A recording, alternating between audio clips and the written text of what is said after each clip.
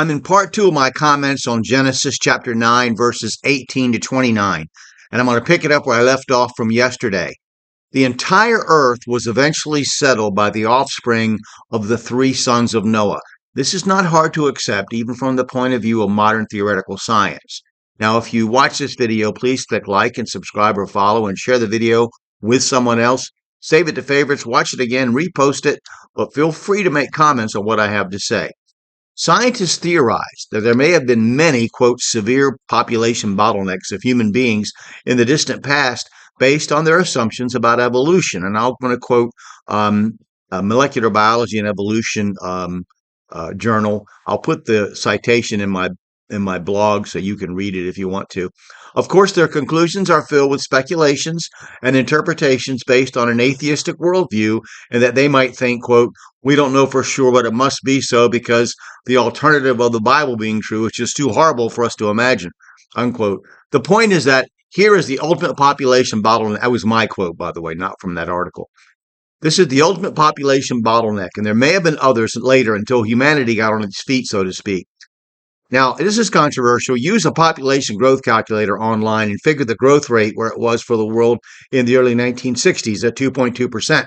And if I'm not mistaken, if I did it right, I did it myself, you'll find that within 1,000 years, there can be over 5 billion people just starting from just 2. But if I'm wrong, let me know. It is possible that based on the change in conditions, Noah would not have known that fermentation could take place and that he could get drunk. Or perhaps the long voyage and time of struggle surviving and leading his little tribe after disembarking from the ark made him desperate to get roaring drunk as soon as possible, as it was possible to do so. Either way, that was what happened. Now, to see the nakedness of someone carries with it a very wicked implication. Leviticus 20, verse 17. If a man shall take his sister, his father's daughter, or his mother's daughter, and see her nakedness, and she see his nakedness, it is a wicked thing, and they should be cut off in the sight of their people. He hath uncovered his sister's nakedness, he shall bear his iniquity. But let's say, for argument's sake, that this is not an idiom suggesting actual sexual contact with either Noah or Ham's mother, which it appears to be. Leviticus 20, verse 11. And the man that lieth with his father's wife hath uncovered his father's nakedness. Both of them shall surely be put to death, their blood shall be upon them.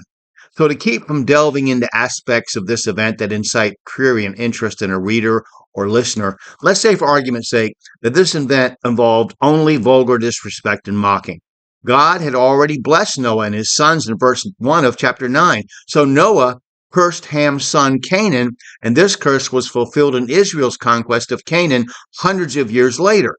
Noah blessed Shem and Japheth further, due to their respect and merciful deed toward him and their mother, one assumes, and prophesied that Canaan would be their servant, which proved very true, as what we today call Palestine, the Middle East, where Canaan dwelt, became the victim of many conquests from Israel to the Persians, to the Turks, to the Crusaders, and the Turks again, and the British and the French, with many in between.